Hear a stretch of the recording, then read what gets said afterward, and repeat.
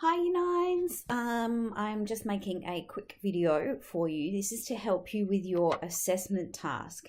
Remember, what you're doing for your assessment task is you are comparing Nelson Mandela's speech from 1964 with Old Major's speech from Animal Farm.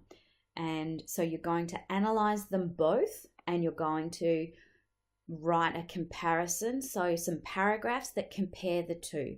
Now, before you even start to compare and write those essays, you need to actually look at the language choices from the speeches, and this is what I'm just going to do today with Nelson Mandela's speech.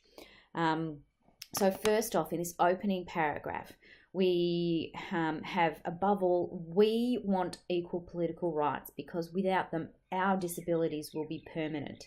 So you notice that there's use of inclusive language. Now, you know the word include. So you include someone when you bring them in, you make them join in. And inclusive is the adjective of the verb include. So it's language that includes people. It means we, us, our, you and me together. Okay, those sorts of language are inclusive language. And we use them in speeches, particularly to try and make the audience feel like they are included in whatever that you're trying to persuade. So here it's we want equal political rights because without them, our disabilities will be permanent. And there's two different things that this speech does with inclusive language.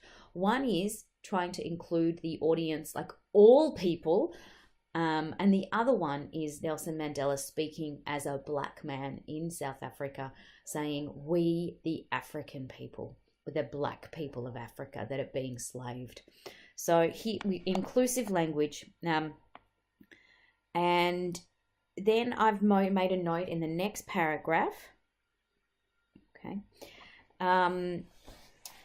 There is the only solution. So this emphasis on only solution, which will guarantee racial harmony and freedom for all.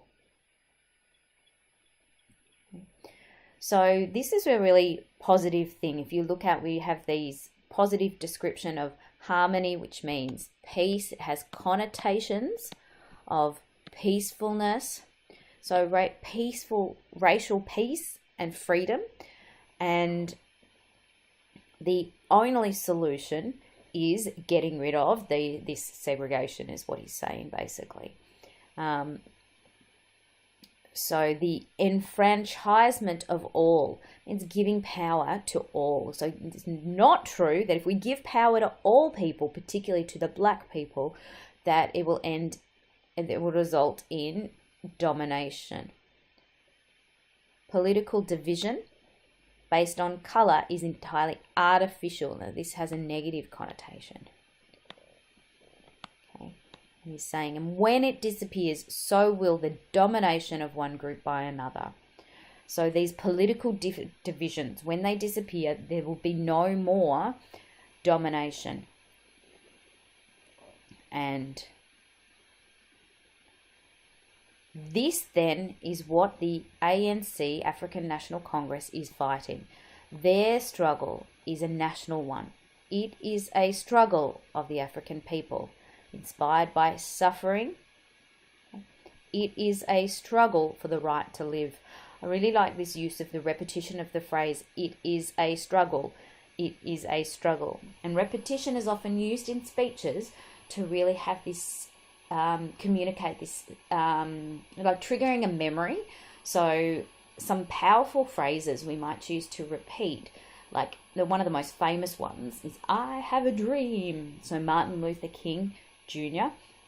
and his very famous speech, but there's been many other examples, including Barack Obama in his acceptance speech. When he became president, he repeated, yes, we can. And that is something, when we repeat things and we do it well, it kind of sticks in your memory. Like those ones we still remember today. And so this well-chosen repetition, like this one, it is a struggle of, that will help it stick in the audience's memory, and that message becomes stronger. And here I've noticed the contrasts. So this technique of contrast is used to juxtapose. Now this word, juxtapose, just simply means to put two things next to each other. So these contrasts are the blacks and the whites, okay? So it says here, really positive description in the beginning. It's the richest country in Africa, could be the richest country in the world, but it has extremes. It actually even mentions these contrasts there. The whites, so whites here, and the positive description, the verb is enjoy, which is a positive verb. And then the description of what they enjoy, the highest standard of living in the world. So there's a positive description of the life of the white person, shown with the verb enjoy and the description of the highest standard of living in the world. And there's this contrast, while Africans live in poverty and misery. So the life of whites in Africa contrasted with these negative, these are actually nouns, to be living in poverty and living in misery.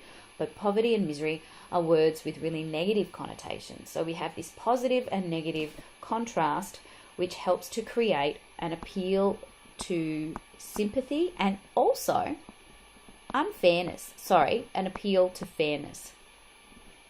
Because it seems unfair that one group has a bright life and a high standard of living and the other group is in poverty and misery. So this is an appeal to fairness.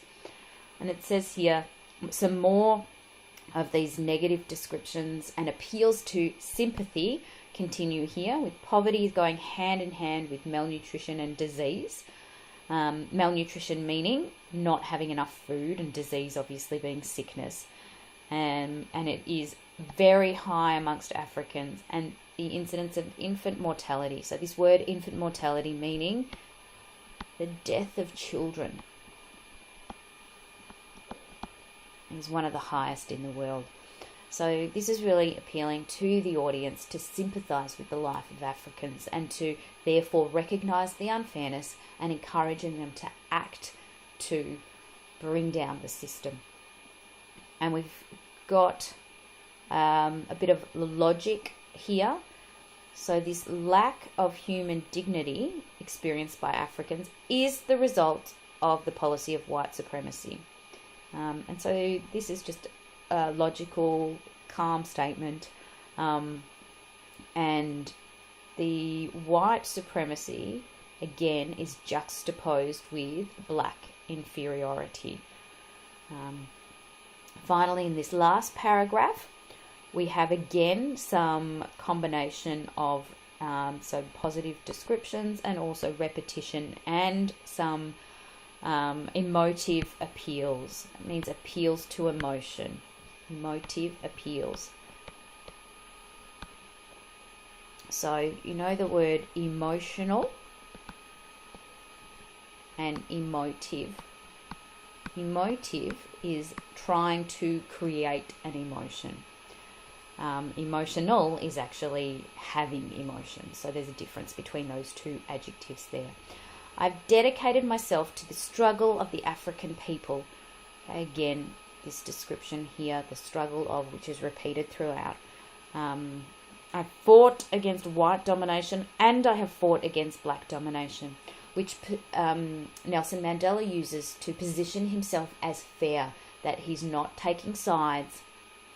And I have cherished, this is beautiful adjectives here, I've really loved this ideal of a democratic and free society, positive descriptions here, where all persons live together in harmony with equal opportunities. So this idea of all of these good things are ones that I believe in. And he says, it is an ideal which I hope to live for and achieve, but if it needs be, it's an ideal for which I am prepared to die. So there's the, I want to live, but I am prepared to die. And remember, this last sentence is the last sentence at his trial.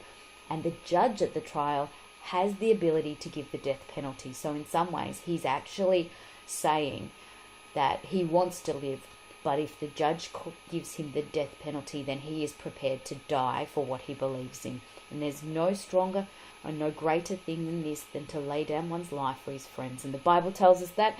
And I know this isn't a Bible class, but I just think that parallel there of Nelson Mandela being prepared to lay down his life for his country is something that we should all admire. So there you go. That is my analysis, a very quick one, of Nelson Mandela's speech. I hope and pray that this helps you. Thank you all.